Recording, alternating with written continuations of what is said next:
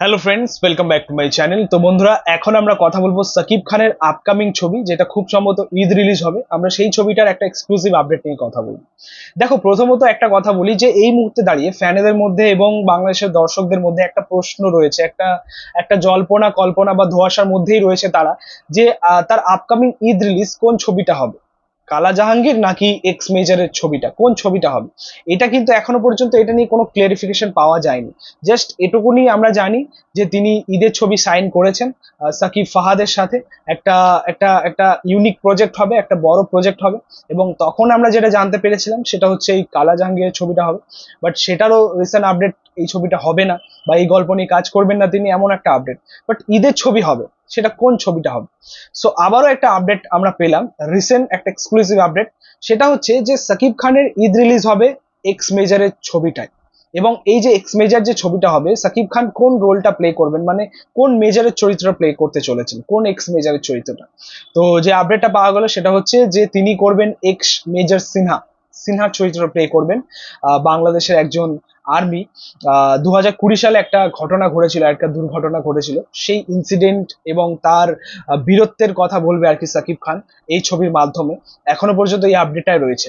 So কোনটা final হয় সেটাই হচ্ছে দেখার। বাট আমরা সত্যি বলতে দুটো ছবি নিয়ে এক্সাইটেড, ঠিক আছে, কারণ দুটো ছবি বড় ছবি এবং অ্যাকচুয়ালি দরকার সাকিব খানকে ডিফারেন্ট কিছু রোলে আসা। আমার তো মনে হয় কালা জাহাঙ্গীরের থেকেও এই এক্স মেজরের চরিত্রটাই বেস্ট হবে তার জন্য, কারণ আমরা এর আগে হয়তো তাকে এরকম চরিত্রে দেখিনি, মানে আর্মি চরিত্রে দেখিনি। রিসেন্ট টাইমে আমরা এটা দেখছি যে সাকিব খান বেশিরভাগই ওই গ্যাংস্টার ভিত্তিক কাজ করছেন। তুফান বলুন, তাণ্ডব বলুন, বা বরবাদ বলুন, ওটাও কাইন্ড অফ ওরকমই একটা চরিত্র কিন্তু, ঠিক আছে। তো ওইরকম কাজ দেখতে পাচ্ছি। তো কালা জাহাঙ্গীরও কিন্তু কাইন্ড অফ ওরকমই একটা গল্প, ওরকমই গ্যাংস্টারের গল্প। তো সেখান থেকে বেরিয়ে যদি একটা এরকম কাজ করা যায়, হ্যাঁ, যেটা একটা আর্মি চরিত্র হবে এবং বাংলাদেশের একজন বীর সৈনিক আর কি, মেজর সিনহা, তো সেরকম একটা রোল যদি তিনি প্লে করতে পারেন, তার জন্য একটা নতুনত্ব এবং দর্শক কিন্তু একটা নতুনত্ব কিছুই পাবে। আর আমার মনে হয় যে এরকম গল্প নিয়ে যদি সাকিব খান আনে, মানে এক্স মেজর এর গল্পটা যদি নিয়ে আসে, তো দর্শক অবশ্যই খাবে। এছাড়া এটা বলাই বাহুল্য, এখানে কোনো সন্দেহ নেই যে সাকিব খান রিসেন্ট যেরকম কাজ করছেন, আপনারা যদি প্রিয়তমা থেকেই দেখেন, তার চরিত্রগুলোর মধ্যে কিন্তু ডিফারেন্ট ডিফারেন্ট ভাব আমরা পেয়েছি।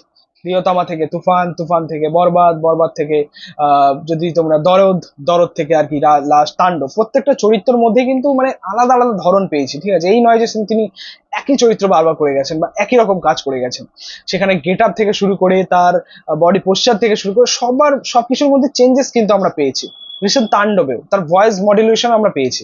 হ্যাঁ, তো এরকম একটা মানুষ বা এরকম একটা অভিনেতা যদি আরো কিছু ডিফারেন্ট করতে পারে, তো অবশ্যই আমরা জানি যে সে করতে পারবে, সে করবে।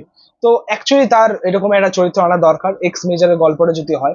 তো আমার মনে হয় এটা দারুণ হবে আর কি তার জন্য। সাকিব খান এই চরিত্রে এসে জাস্ট ফাটিয়ে দেবে, এটা আমি গ্যারেন্টি বলতে পারি।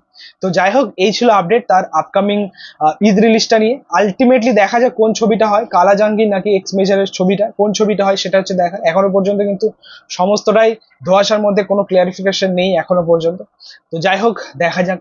তোমাদের মতামত, রিয়াকশন অবশ্যই কমেন্টে জানাও। ভিডিওটা ভালো লাগলে অবশ্যই লাইক কমেন্ট শেয়ার করি, পাশে থেকে সাপোর্ট করে চ্যানেলটাকে অবশ্যই সাবস্ক্রাইব করে দিও, পাশে থাকা বেল আইকনটা পরবর্তী ভিডিও। Thank you.